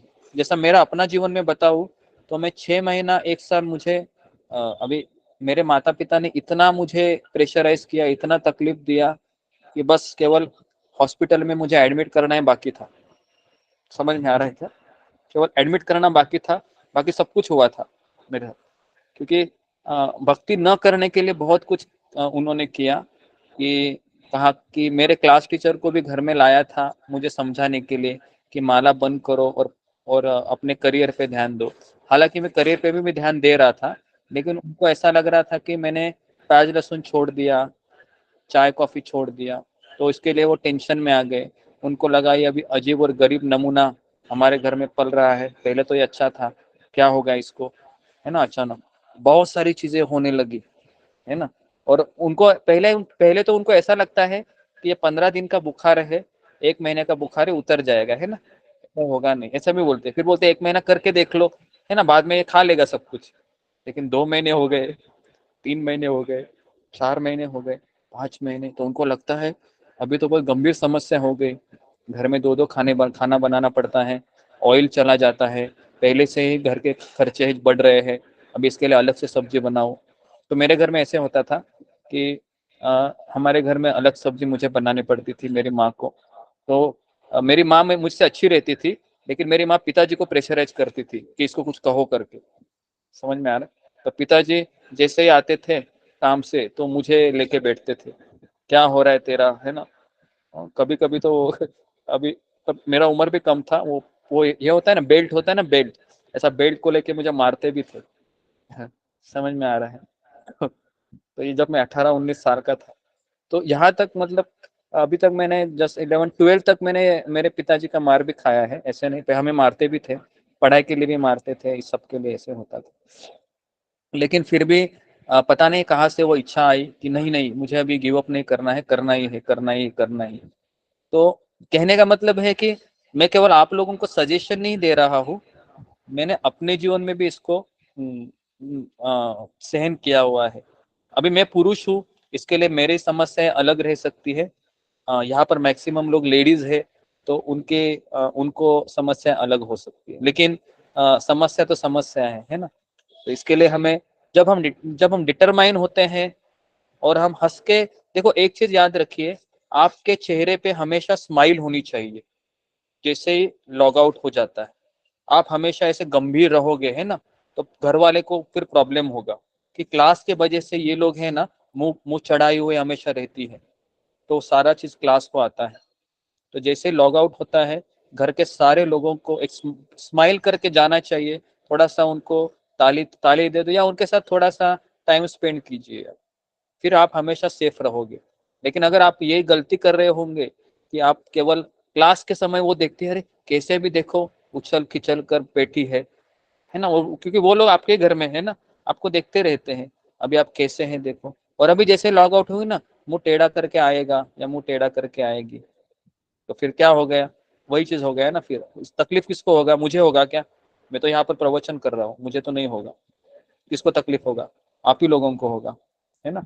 और फिर आप क्या, फिर मन में क्या आएंगे, ये गीता का प्रवचन आएगा या फिर उन व्यक्ति के विचार आएंगे, परिवार वालों के विचार आएंगे, फिर गीता का प्रवचन नहीं याद आता है तो, है ना, ये ऐसा क्यों बैठा है ना, या ये ऐसा क्यों बैठी है। तो इसलिए मेरा आप सबसे अनुरोध है, एक्चुअली सारी चीजें मैंने पहले से ही बताई आपको, कि आप क्लास में लॉग आउट होने के बाद नॉर्मल इंसान रहिए, है ना। और कृष्ण को प्रार्थना कीजिए कि मैं इस संसार में हूँ, भौतिक जगत में, तो मुझे ये सब जिम्मेदारियों को भी निभाना है।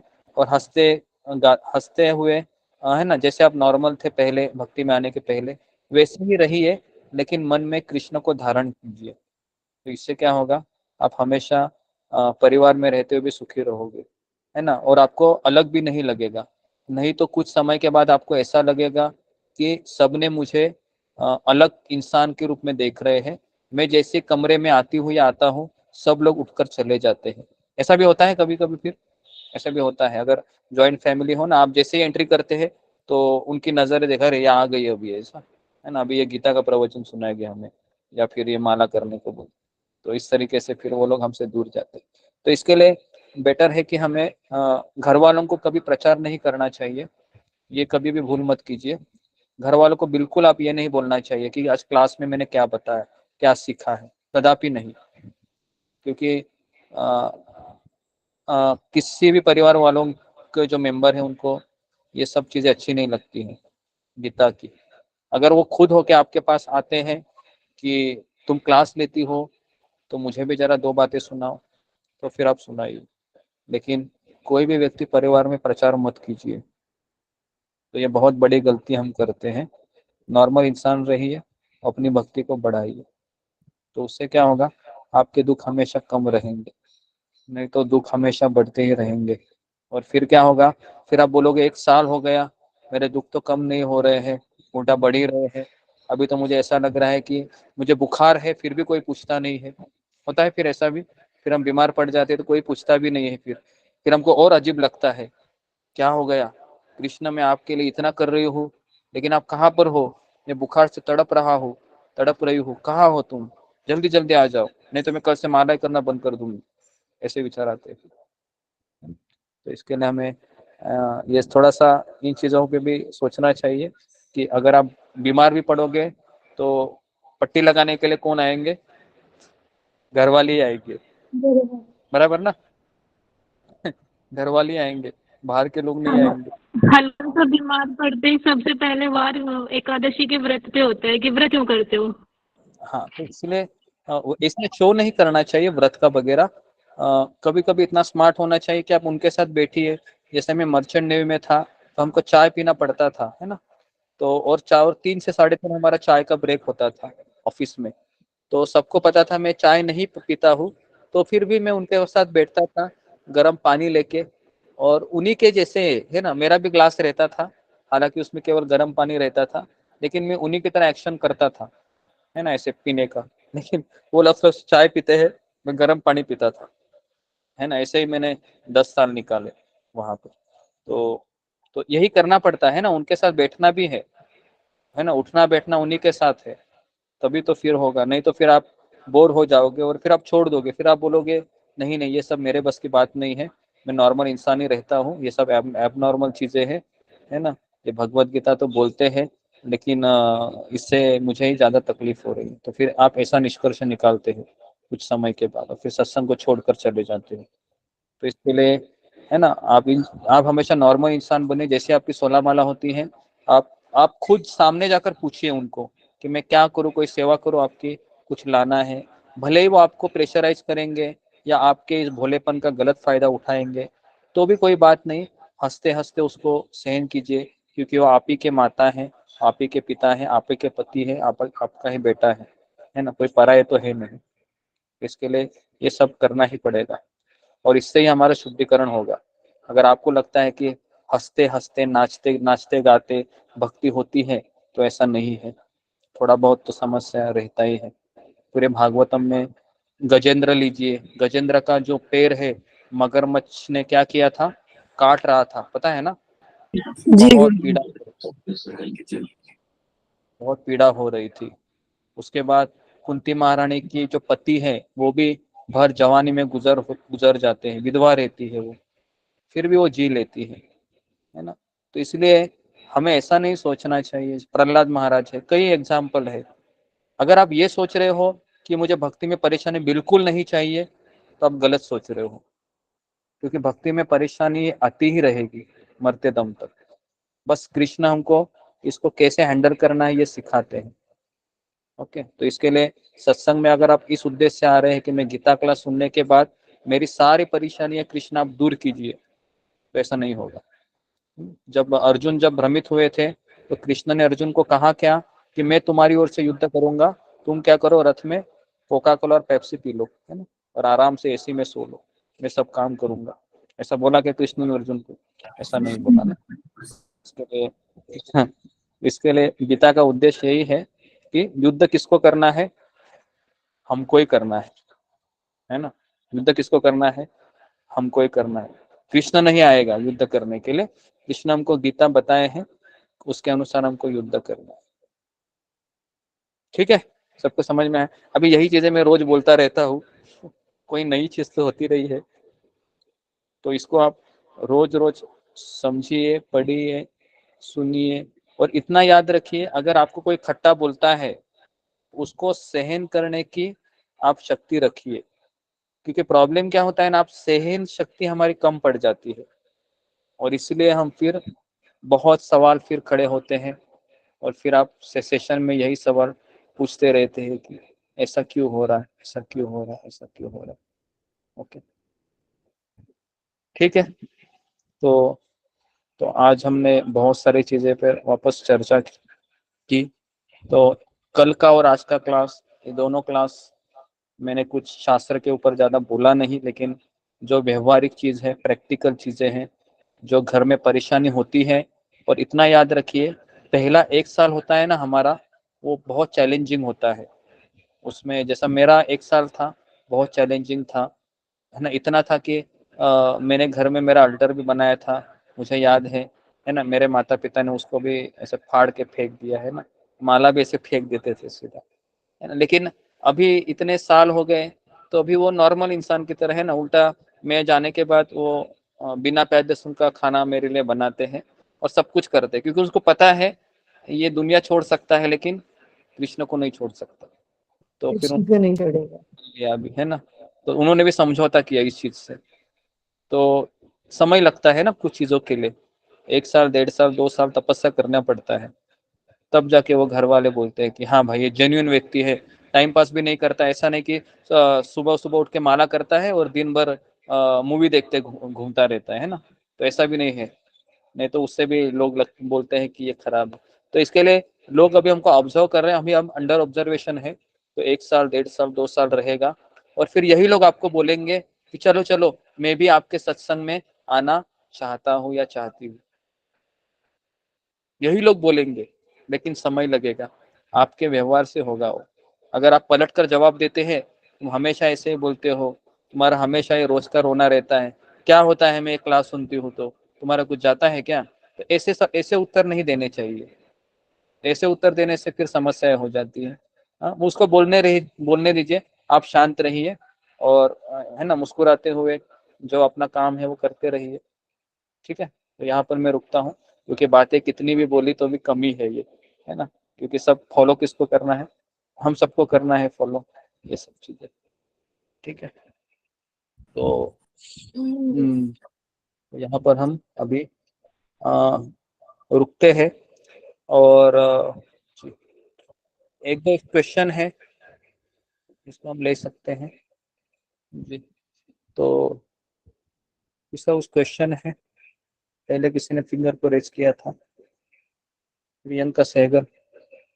हरे कृष्णा गुरुजी।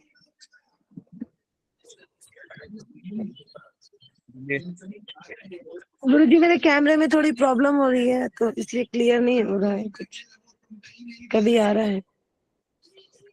गुरुजी मेरा प्रश्न ये है कि अभी मेरे लास्ट वीक से मेरी तबीयत थोड़ी ज्यादा खराब चल रही है, तो मेरी माला जो है वो थोड़ी सी रुक गई, मतलब पेंडिंग है।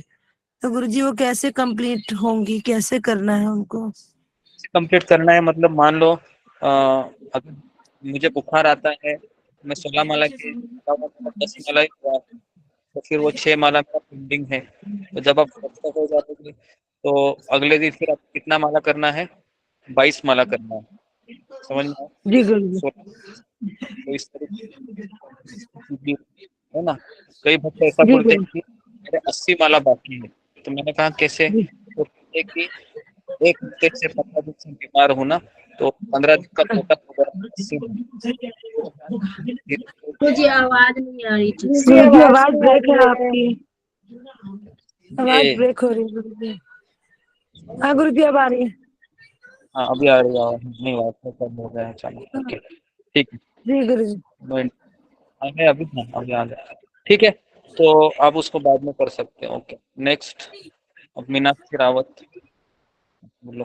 हरे कृष्णा गुरुजी, दंडवत प्रणाम। सही भक्तों को दंडवत प्रणाम। गुरुजी मेरा एक क्वेश्चन था कि आप इतनी सारी चीजें बताते हैं, भागवतम पढ़ते हैं, आवाज नहीं आ रही है। मीनाक्षी आवाज नहीं आ रही आपकी, ऐसे बोलिए।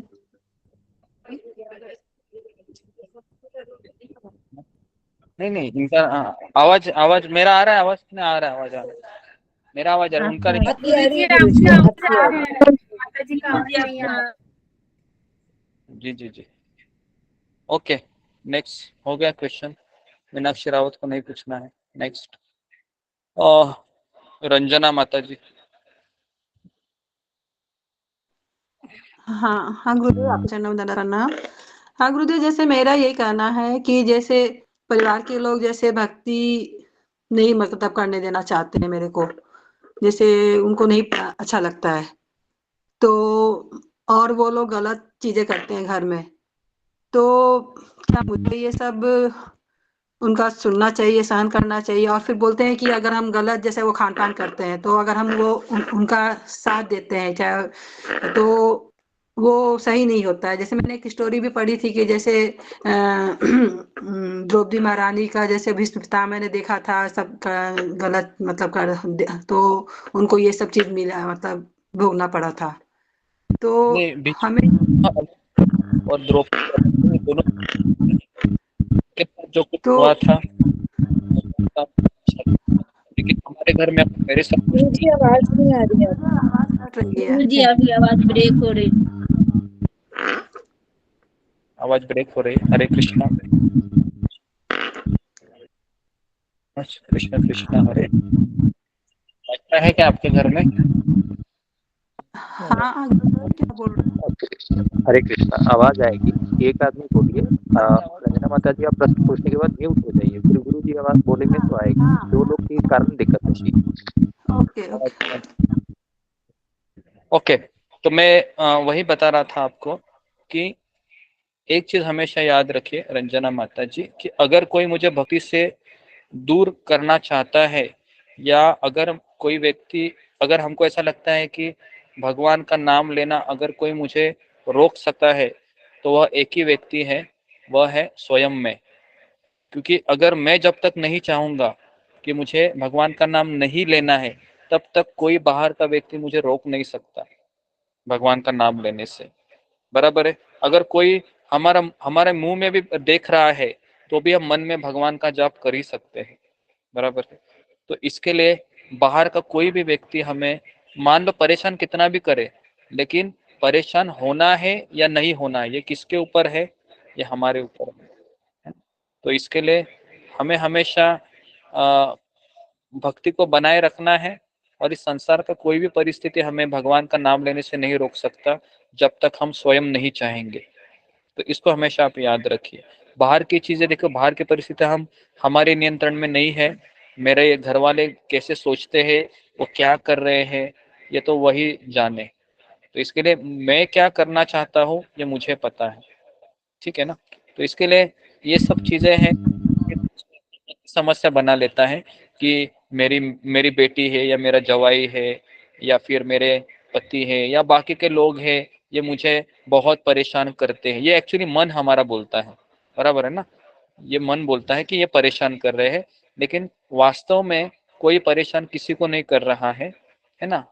तो अगर हम बुद्धि से सकारात्मक तरीके से अगर हम ये समझे कि ये मेरी मन के सब रहम है ना, तो मुझे अपना भक्ति करते हुए चलना चाहिए। तो इससे क्या होगा कि हम कभी भ्रमित भी नहीं होंगे, और हम हंसते खेलते हम हमारा माला है वो होता रहेगा। ठीक है? ओके। वही वही गुरुदेव मेरे साथ यही है कि मैं हमेशा दृढ़ रही कि नहीं, मुझे किसी भी हालत में नहीं छोड़ना है, चाहे कैसी भी परिस्थिति आए। मतलब हाँ, मैंने ठीक। कभी भी कुछ छोड़ा नहीं, चाहे वो लोग ने कितना भी कुछ बोला कि प्याज लहसुन खाओ, ये करो वो करो, लेकिन मैं हमेशा वो रही, दृढ़ रही। जी, अच्छा है। देखिए मुझे भी पता है कि मैं यहाँ से बोल रहा हूँ और आपको ही सब करना है ना? आप तो बोलते होंगे ये गुरुजी क्या बड़े बड़े प्रवचन मार देता है हमें, लेकिन हमें क्या करना है गुरुजी को क्या पता है? वो थोड़ी ना आके देखते हैं कि क्या क्या हो रहा है मेरे साथ, है ना? आपके मन में प्रश्न होता होगा, गुरुजी तो केवल बोलते रहते हैं बड़े बड़े प्रवचन यहाँ पर, उनको क्या जाता है प्रवचन बोलने के लिए। लेकिन यहाँ पर मुझे देखो क्या क्या करना पड़ता है। घर में आके देखिए कि मेरा पति क्या बोलता है या मेरा बेटा क्या मुझे सुनाता है ना? तो जिसके साथ बीतती है ना, उसी को पता चलता है। ऐसे भी आप लोग बोलते होंगे, लेकिन एक चीज याद रखिए कि हर एक के कर्म है, हर एक की परीक्षाएं अलग अलग है, हर एक का क्वेश्चन पेपर अलग है। ऐसा नहीं कि उल्टा मैं बोलने वाले की परीक्षाएं ज्यादा होती है। पता है आपको कि मैं इतने लोगों को बोलता हूँ ना, तो मेरी परीक्षाएं कृष्णा ज्यादा लेते हैं, क्योंकि मैं सबको उपदेश देता रहता हूँ ना। अभी मैं, लेकिन मेरी परेशानी आपको नहीं।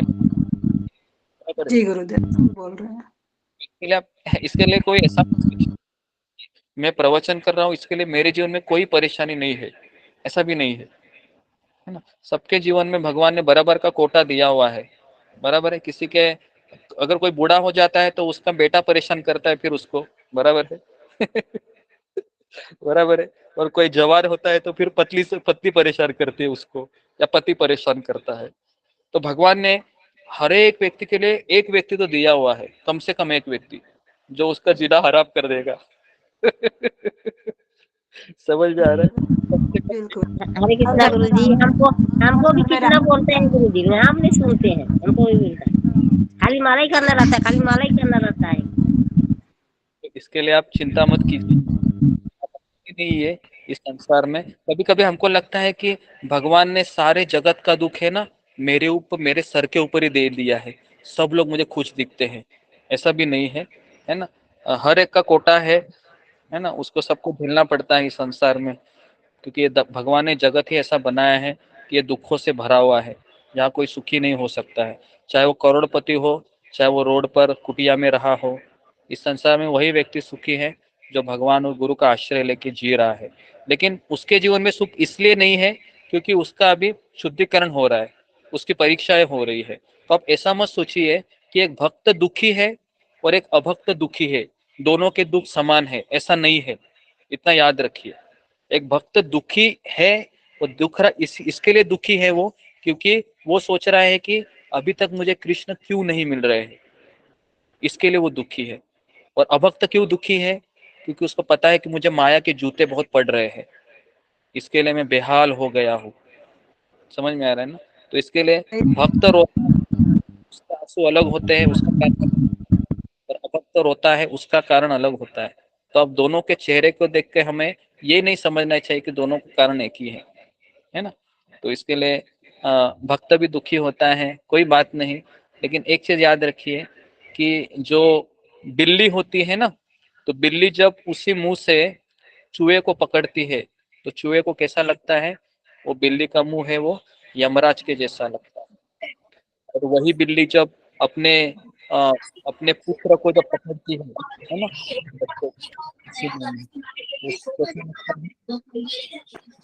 आवाज नहीं आ रहा लगता है वो। ठीक है, तो गुरु जी आपने अभी क्या बोला सुनाई नहीं दिया जी, आपका आवाज नहीं आ रहा जी। तो मैंने ये कहा कि बिल्ली जो रहती है उसके मुंह में चूहा भी चला जाता है तो चूहे को वो सबसे खतरनाक जगह लगती है, लेकिन उसी मुंह में जब जब बिल्ली अपने बच्चे को पकड़ती है तो सबसे सुरक्षित स्थान रहता है। तो इसके लिए आप हमेशा यही समझिए कि मैं भगवान के ऊपर आश्रित हूँ और भगवान ने भी मुझे आश्रय दिया है। और मुझे बताइए कि कितना साल हम इस संसार में रहने वाले हैं? सबका तो अभी 30-40 तो क्रॉस हो ही चुका है, बराबर है ना, यहाँ पर जितने भी लोग हैं। और कितने साल हम रहने वाले हैं? मैक्सिमम 20 साल, 15-20 साल झेल लीजिए ना, क्या होता है? 20 साल झेलने के बाद तो कृष्ण मिलने ही वाले हैं, बराबर ना। 15-20 साल ही तो झेलना है, झेल लीजिए, क्या जाता है हमारा, कृष्ण तो मिलने वाले हैं, बराबर कि नहीं। ये भी अच्छा सौदा है कि नहीं? अगर 15-20 साल और झेलने से मुझे कृष्ण मिल रहा है, कोई बात नहीं, झेल लेंगे भाई, बराबर ना। हम तो एक एक दिन का हिसाब किताब यहाँ पर लगाते रहते, वही कृष्ण को अच्छा नहीं लगता है। ठीक है, तो हिसाब किताब लगाना हमें बंद करना चाहिए और भगवान कृष्ण को यही कहना चाहिए, कृष्ण अगर आप मुझे ऐसा रखना चाहते हैं कोई बात नहीं, इस परिस्थिति में भी मैं आपका भजन को करता रहूंगा। ओके, तो यहाँ पर मैं रुकता हूँ, समय ज्यादा हुआ है। हरे कृष्णा कृष्ण हरे कृष्ण कृष्णा हरे राम हरे राम हरे राम हरे कृष्णा दंडवत प्रणाम। सारे भक्तों को सभी गुरु जी दंडवत प्रणाम। हरे कृष्णा कृष्ण मन प्रभु जी दंडवत प्रणाम। हरे यशोदा माता जी प्रणाम। हरे कृष्ण राज्य कुमारी दंडवत प्रणाम। प्रणाम। हरे कृष्ण जी दंडवत प्रणाम। हरे कृष्ण दंडवत प्रणाम। प्रभु जी का प्रियंका माता जी दंडवत प्रणाम।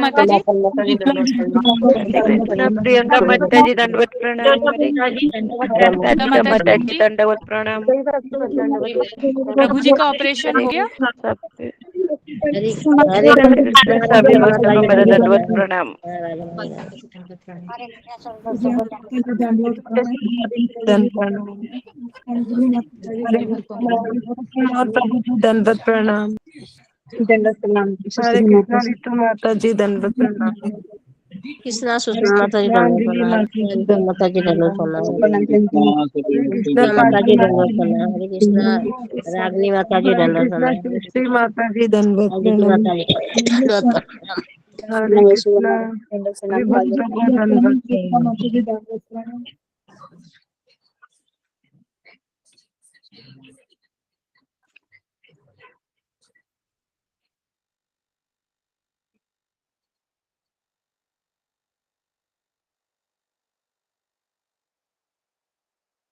हरे कृष्णा अंजलि माता जी दंडवत प्रणाम। हरे कृष्णा ऋतु माता जी दंडवत प्रणाम। हरे कृष्णा यशोदा माता जी।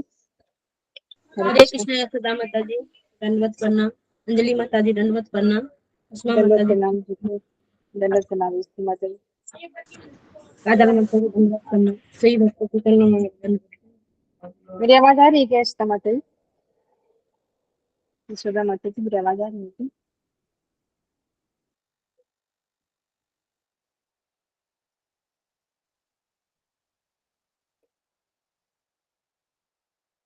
यशोदा माता जी मेरी आवाज आ रही है क्या?